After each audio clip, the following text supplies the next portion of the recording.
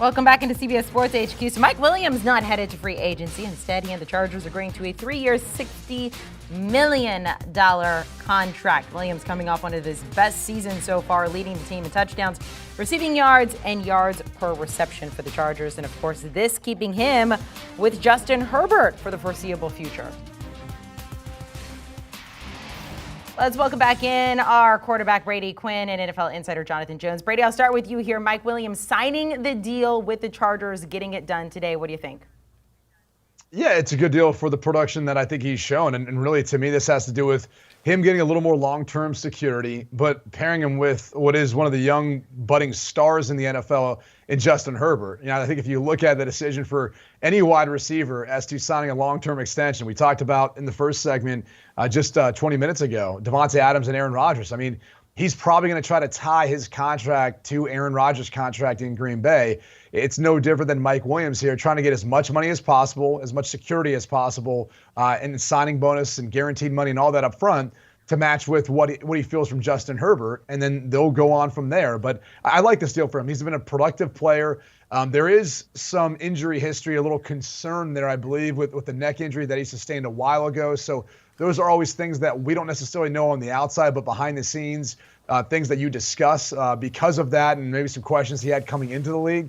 But he's been fine ever since. And so I think this is a good deal for him, good deal for the team, and obviously good for Herbert moving forward. Yeah, it's a very good deal for Mike Williams, considering the injury history, considering, of course, where he, was before this season with Brandon Staley.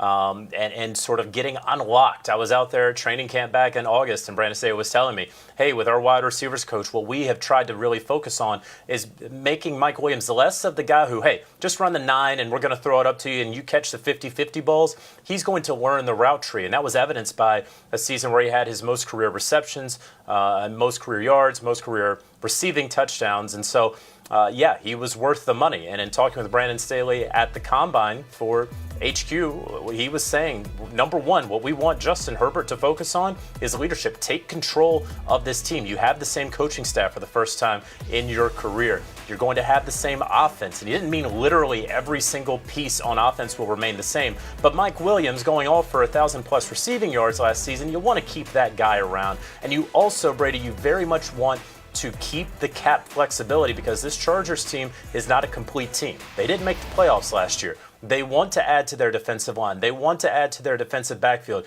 They need to bolster the right side of the offensive line. And so being able to get that cap number just a little bit lower, around $10 million or so in 2022, will still free up $6, $7, $8 million in cap space that they are very much going to be using next week on one of those 3 positions that I just mentioned.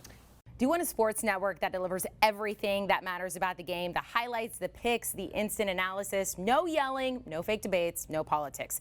Hit the subscribe button and never miss a moment.